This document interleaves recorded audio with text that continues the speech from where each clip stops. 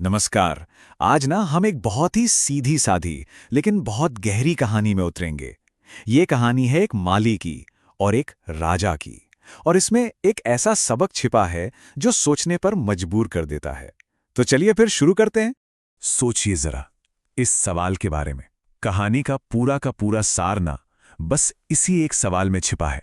ये एक ऐसा सवाल है जो हम सबको अपने कामों के पीछे के असली मकसद के बारे में सोचने पर मजबूर कर देता है। तो कहानी शुरू होती है एक बूढ़े माली से। तो चलिए थोड़ा सा उस सीन में चलते हैं। एक तरफ है एक बुजुर्ग माली जिन्हें सब माली काका कहते थे और वो पूरी लगन से एक छोटा सा पौधा लगा रहे थे। और दूसरी तरफ उसी राज्य का राजा जो अपना भेष बदलकर निकला था ये देखने कि सब कुछ ठीक ठाक है या नहीं। और तभी उसकी नजर पड़ती है माली काका पर। अब राजा ये देखकर ना थोड़ा हैरान हो गया। उसके दिमाग में बस यही चल रहा था, अरे ये पौधा कब बड़ा होगा, कब इस पे फल लगेंगे, और जब तक फल आएंगे तब तक क्या ये बूढ़े काका जिंदा भी रहेंगे। मतलब राजा को ये पूरा काम ना बड़ा अजीब लग रहा था। तो बस अपनी इसी उलझन को सुलझाने के लिए राजा सीधा माली काका के पास पहुंच गया। और यहीं से शुरू हुआ राजा का सवाल। राजा ने पास जाकर पूछा, काका ये किस चीज का पौधा लगा रहे हैं? माली काका ने बड़े आराम से जवाब दिया, ये नारियल का पौधा है। राजा ने अगला सवाल किया, अच्छा और इसमें फल कब तक लगेंगे? और माली काका का जवाब था, लगभग 15 साल बाद। 15 साल! आप सोचिए ये कितना लंबा वक्त है। बस यही जवाब सुनकर राजा के मन में जो सवाल घूम रहा था ना वो और पक्का हो गया। और फिर उसने आखिर वो पूछ ही लिया जो उसके दिमाग में खटक रहा था। और राजा का सवाल देखा जाए तो बिल्कुल लॉजिकल था। वो बस ये जानना चाहता था कि क्या इस मेहनत का फल माली काका को खुद कभी मिल भी पाएगा या नहीं।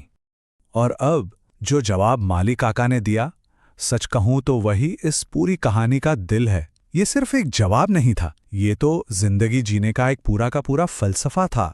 माली काका ने पहले तो ये माना कि हाँ, शायद वो इतने लंबे समय तक जिंदा ना रहें। लेकिन फिर उन्होंने जो कहा वो सोचने वाली बात है। उन्होंने कहा, मेरे बच्चे इसके फल खाएंगे, मेरे नाती पोते इसके फल खाएंगे। मतलब उनका ये काम सिर्फ अपने लिए था ही नहीं, बल्कि आने वाली पीढ़ियों के लिए था। लेकिन बात यहीं खत्म नहीं हुई। उनकी सोच तो इससे भी कहीं ज्यादा गहरी थी। ये लाइन सुनिए, ये सब कुछ साफ कर देती है। माली काका ने कहा, अरे भाई, मैं भी तो अब तक अपने बाप दादा के लगाए पेड़ों के फल ही खा रहा हूं। उन्होंने कितनी आसानी से समझा दिया कि हम सब एक दूसरे से कैसे जुड़े हुए हैं। आज हमें जो कुछ भी मिल रहा है वो असल में हमारे बड़ों की ही मेहनत का नतीजा है। और अपनी बात को और पक्का करने के लिए उन्होंने पास में ही एक अखरोट के पेड़ की तरफ इशारा किया। उन्होंने कहा, वो देखिए, वो जो अखरोट का पेड़ है ना, उसे मेरे दादाजी ने लगाया था।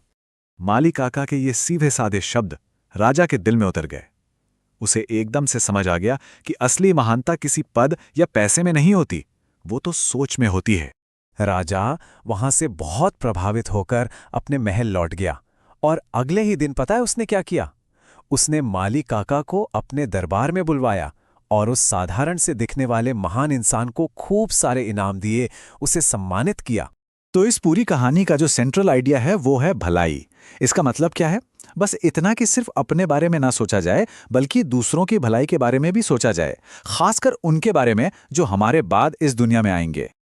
और यही इस कहानी का सबसे पावरफुल मैसेज है कि जो इंसान दूसरों की भलाई के बारे में सोचता है वो ही असल में महान होता है। असली महानता इसी में है कि हम दूसरों के लिए कुछ करें, भले ही उसका फायदा हमें मिले या ना मिले। तो ये कहानी हमें एक सवाल के साथ छोड़ जाती है कि हम आज अपने आने वाले कल के लिए, भविष्य के लिए कौन से बीज बो रहे हैं।